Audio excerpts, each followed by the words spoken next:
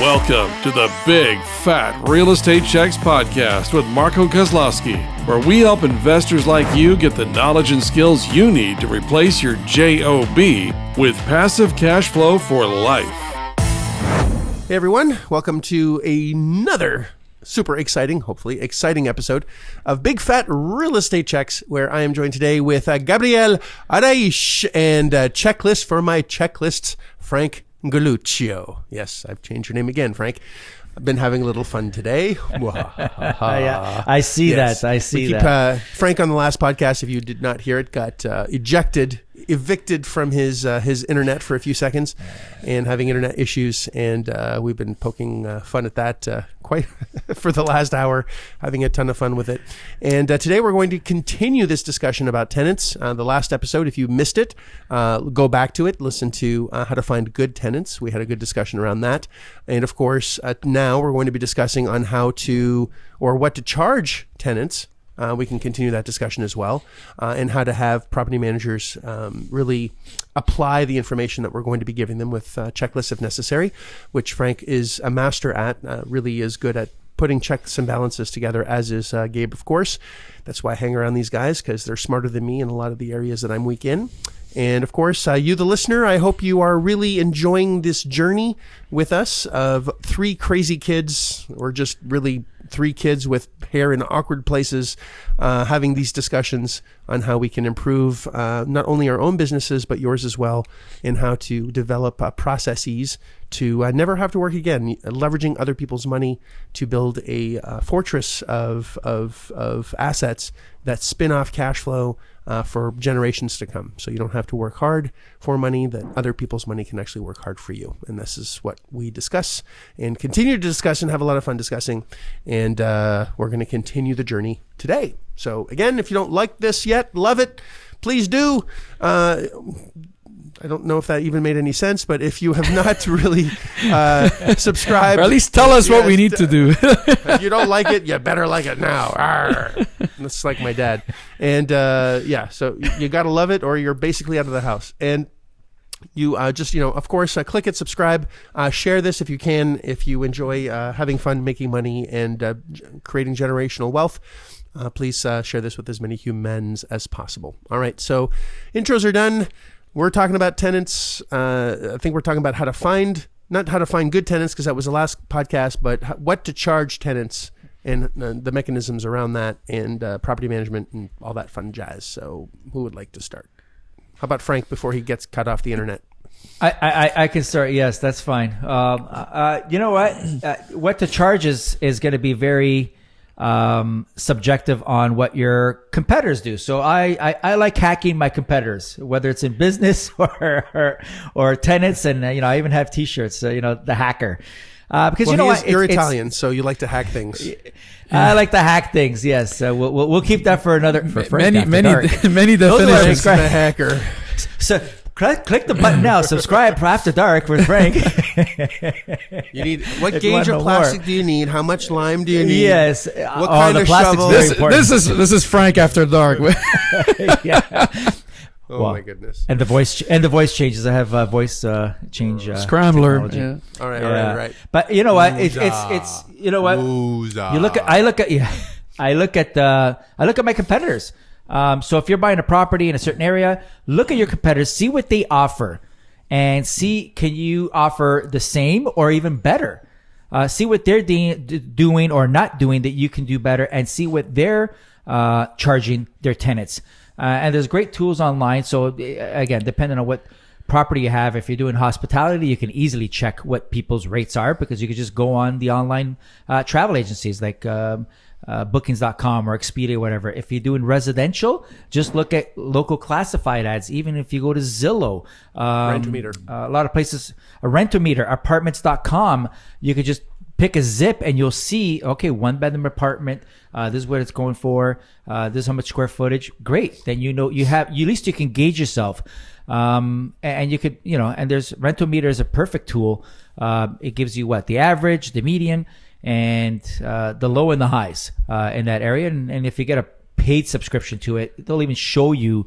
I guess it provides more data on reports on on the property. So that would be a great start for anyone to say, okay, what can I get at this? And actually, we use this to do reverse engineer a property.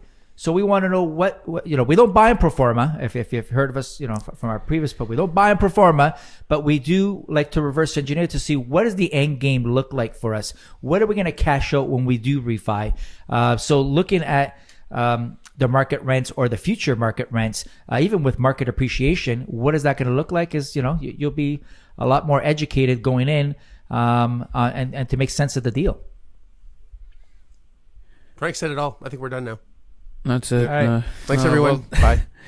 Drop the mic. It's gone. Yeah, so when you're looking at charging rent, so yes, looking at your competitors is one thing, but not just on price. Understand what it is that they're offering for that price. So you got to understand the value for the number. So the price is one thing, and obviously when you're doing some planning, because if you're optimizing a property or you're basically taking a property and renovating it and then want to rent it out. So when we do our own pro formas or projections of what we can do with a property, then yes, you're going to look at the number alone, because that gives you an idea of what the average or the mean rent is in the area, and that's going to help you project. But let's say you own the property and you want to rent it out, or you have an evicted individual, or you have an empty unit and then you want to rent it out, then you got to understand what it is that you're offering compared to your competition. And as we're very big on hands off, and so we have a property manager in place. There's a few things you can do, and depending on the size of your property, how many units you have available, the best way to do this is by sending your property manager to do some scouting as well. So go look at the neighboring buildings, have them visit as a ghost tenant, and have them check out what it is that they're offering for those units, and then you can compare to what it is that you can offer. And that's going to do two things. One is going to give you an idea what you can charge for what you currently have. And two, it might actually give you an indication of if you can charge more, or what can you do to charge a little bit more and actually attract tenants. So things like silly things like including internet. And even though you're paying for the internet for the whole building, well, you might be able to charge a premium of $30-$40 a month, because some people are paying more than that for internet on their own, but you can get a wholesale deal on the whole building and then just transfer those costs to your tenants. The more you give, the more likely tenants are going to select your unit over another. And that part, having more demand than supply, is going to be a driver for your building. That's what you want, because you're never going to be empty, and people are going to always select your building first, and then the rest, or the ones that you don't want, they'll go somewhere else. Like perks, like internet, security, cable. I don't even know what cable is anymore, because we all do stuff from the internet. But cable's dead. But a landline. we have Blockbuster in the building. It's unbelievable. Yeah. You can rent all the betas and DVDs that you would ever want. Yeah. All right. It's like the dress. It's like the dresser where you put in the big cassette in whatever. The betas. Value add. Any value adds. The betas. Like securities, well lit building on the outside, so it's very safe with a lot of cameras, so people feel safe. Just small things make a big difference. And one thing I do want to debate is: do you want 100% occupancy all the time? Do you want to be the lowest priced with the highest amenities, or do you want to be the highest priced and always have a unit available so someone can come in at a premium? And there's a debate around that. I would prefer to have a waiting list and just be under market, have the best product for the just under market price and high demand. And that, because every month that I'm vacant, let's say it's an $800 a month, $800 a month in rent, and I'm never empty, and I'm $50 short on what the average rent would be, I'm losing $800 versus losing $50 for a whole year, which is only $600. So every month that I'm empty, I'm losing $800 versus losing $600 for the whole year, never being empty. So there's a lot to be said around that to make sure that you're optimizing and you're pushing the envelope as well. Also, if you fill up too quickly, you probably are charging way too little. So you do want to have that balance of value in what you're charging.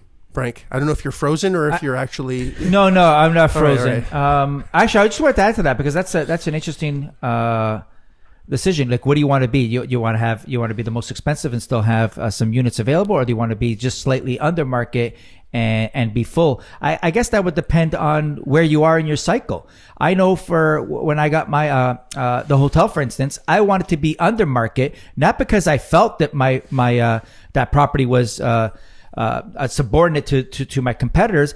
I wanted more guests. I wanted more tenants in there so they can leave me reviews.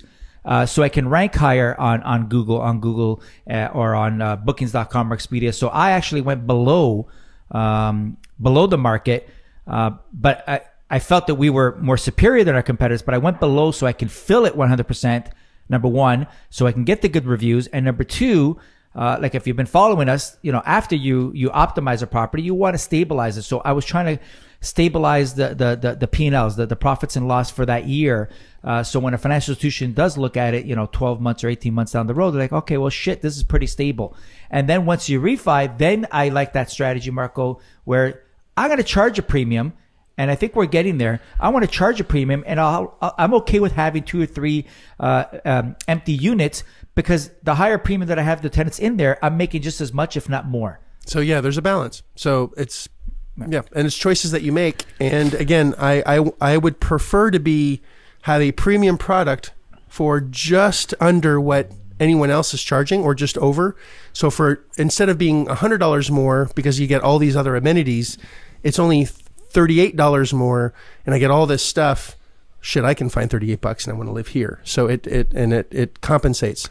Now, what you can do if you have the right leases and you have the right strategy is, well, you're going to get this price for the first 3 months, and every 3 months there's going to be an increase. So you actually tiptoe them in or stair step them into a premium rent, but they start off at a lower rent.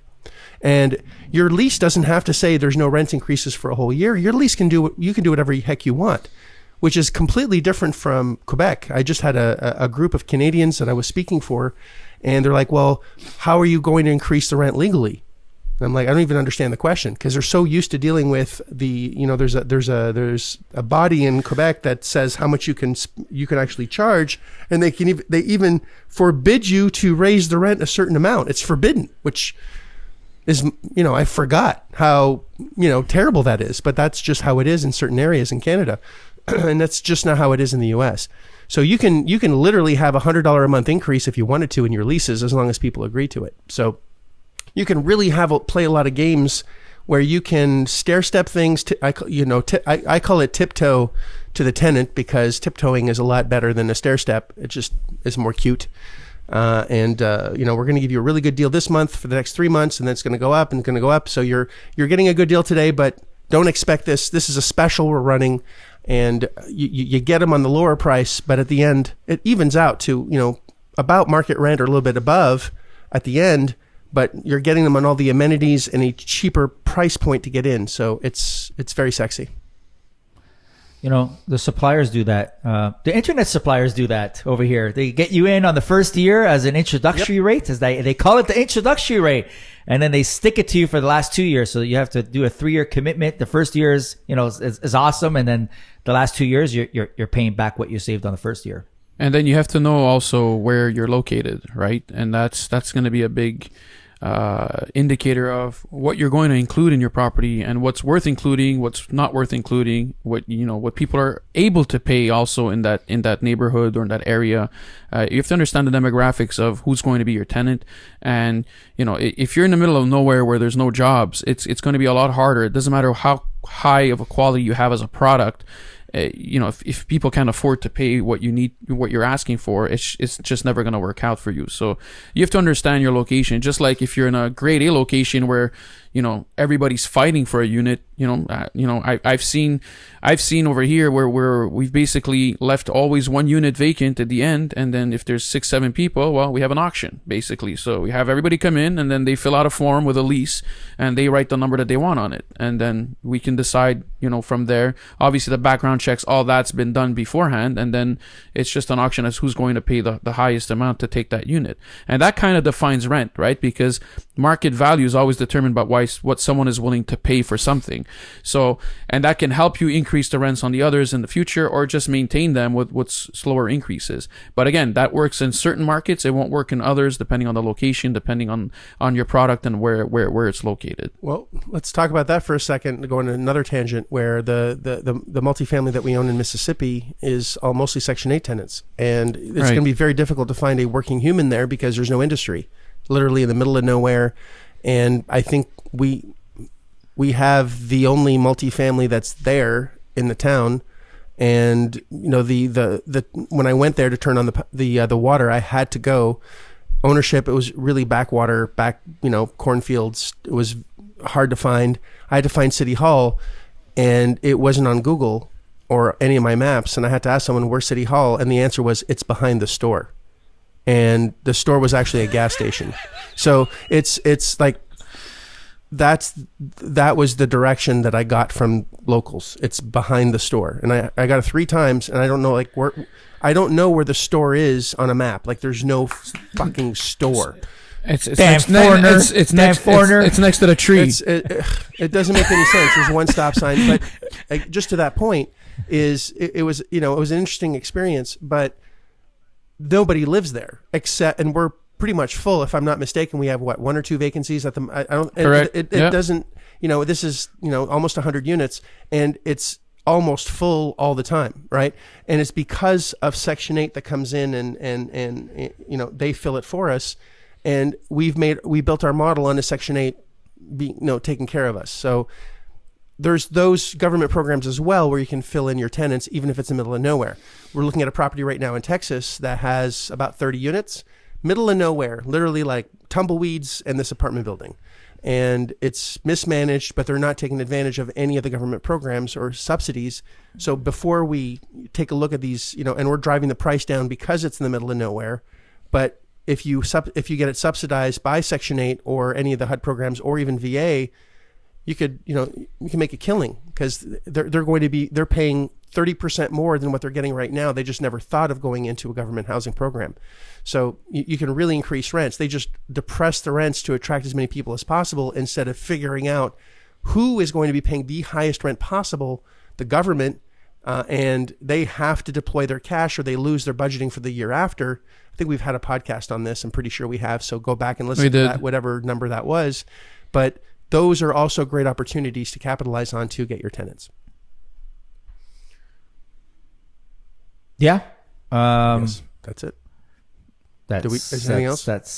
No, I think we've covered it all. All right. And just to add to Section 8, though, that's guaranteed income too, in the sense that they deposit directly in your account. So there's typically not even a collection issue there. It's you're always going to collect your income. Right. So go back to the last podcast, find the best possible tenants. Actually, this kind of bleeds over into that as well. Make sure management is applying all the information you're getting. Charge the most amount of tenant using the tools that are online and looking at your competition. How can you be better? And how can you not only be better now, but plan it where you can maybe be really, really under market and then stair step or tiptoe your way up to being better than market. So when you get to the refinance stage and optimization and stability phase, you can refinance and just kill it and have a lot of fun with it. So hopefully this was educational. Hope you enjoyed it. Frank, thanks for not getting pushed out of this call. It was nice to have you for the entire duration of this podcast, and I'm looking forward to hopefully doing that again. Thanks, guys. Enjoy your day, enjoy your evening, and of course, crush it. Learn these things, apply them, most importantly, because learning something and not doing anything is a real tragedy. Too many people do a lot of, know a lot of things, but are too chicken shit to do anything. So please don't be that human. Do whatever it takes to be successful for your future. Thanks, guys. Have a great day. If you like this episode of Big Fat Real Estate Checks, then show some love by leaving a comment and a good rating. Also, as a thank you for tuning in today, we've got a special free gift. The journey to passive cash flow for life starts by finding deals, and it's easier than you think. Simply go to getdealsbytuesday.com, enter your email address, and we'll send you a free quick start course called Deals by Tuesday. Even if it's 11 p.m. Monday night, this course will show you how to find discounted real estate deals by Tuesday. It's that fast and simple. Go to getdealsbytuesday.com and start your journey toward life-changing cash flow today. Thanks for tuning in, and we'll see you on the next episode.